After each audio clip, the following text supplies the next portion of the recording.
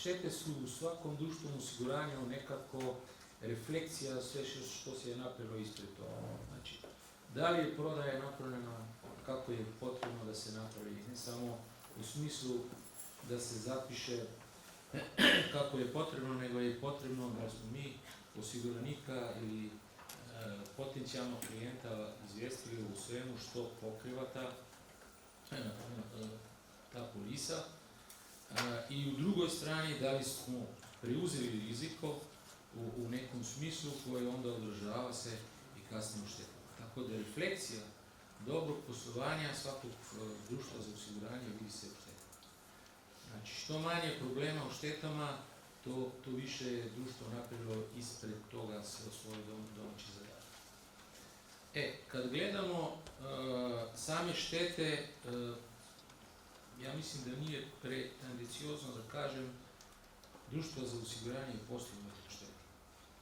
Jer ako šteta ne bi bilo, ne bi bilo svega toga ranije, tako da u tom smislu veoma je važno da mi stavimo struku na prvo mjesto.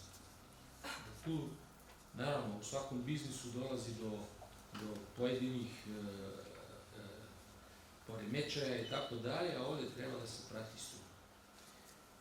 Kao što je profesorica rekla, imamo jedno 3 faze koje su značajne. Prva je definitivno prijava. Kod prijava štete najviše je važno da klijent dostavi sve što se je stvarno desilo. Da li je to izvedeno na način koji smo mi zamislili, koji je predpisan i tako dalje, to je druga priča. Na nama je da mi to uobličimo, da samo iskažemo, da pomognemo klijentu da je napravimo onako kako je to potrebno. Iz tog prvog stepena mnogo zavisi kako će se odvijati i kasnije. Jer druga faza je procjena.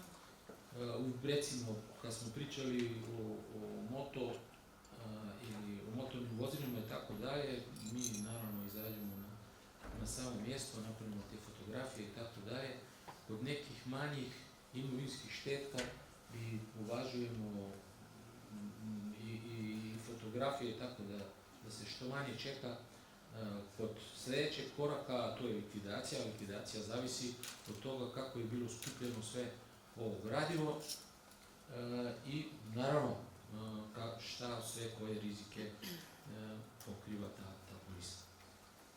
Kad pričamo nešto o danjima, mi naravno treba da se držimo zakona o obligacijama, ta kaže za svaku štetu mi treba da odgovorimo u 14 dana,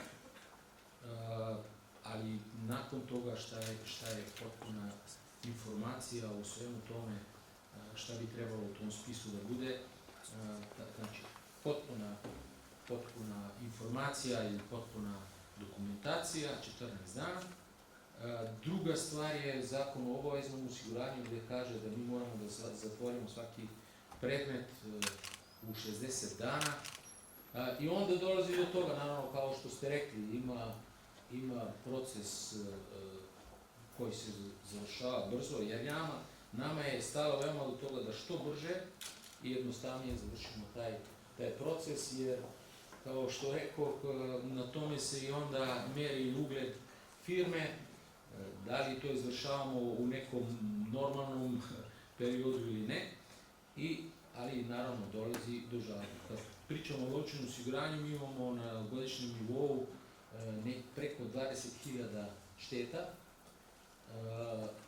Evo sad u brojkama da pričam, nemam podatak za tržište, mogu da pričam o kompaniji.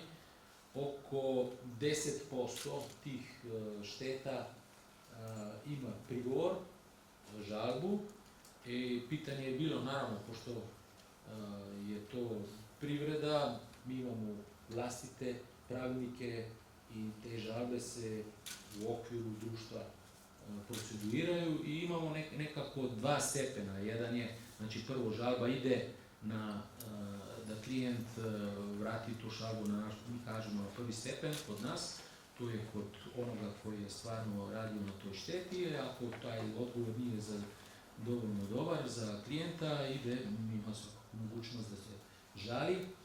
I kad gledamo to, sad ponovno malo statistike, rekao sam nekih 10% svih predmeta, sad smo preko 2000 tih predmeta, ističu žalbu i od toga ih je nekih 30% u danoj materiji koji su opravdani i u tom trenutku mi onda dalje sprovodimo, naravno pričamo sa klijentom da nam dostavi još dokumentacije ili što je već potrebno, promijenimo naš stav zbog novih saznanja i onda likvidiramo štetu. Naravno, nikad u biznisu ne može da se dogovori sve do kraja, zato postoje sudovi. Sad je uvedena jedna divna stvar koja se zove medijacija, ja mislim da je premalo koristimo. Znači da možemo, prije nego što dođemo do suda, da se poravnamo na tom nivou. Ima to izazova jer, znate, kod klijenta onda ulazi i advokati, a advokati vole malo da se tuže, znamo zbog čega. Ali mogu vam reći da rezultat nije tako loš. Znači, ukupno mi imamo nekih procenat i po na godišnjem nivou završava na sudovima i to znači nekih 300 šteta, od toga svake godine, od toga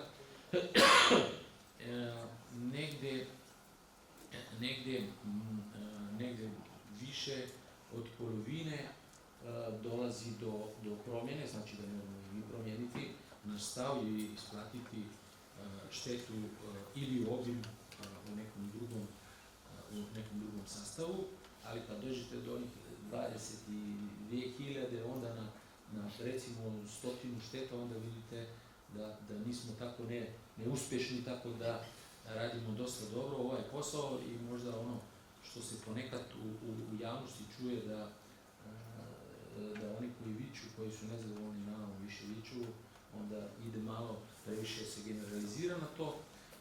I naravno, i tu su rokovi, mi imamo interni rokovi da treba koji su isto sa normama drugim usaglašeni, imamo 30 dana da odgovaramo na te žalbe, a na sudovima, kao što rekao, neke procedure traju.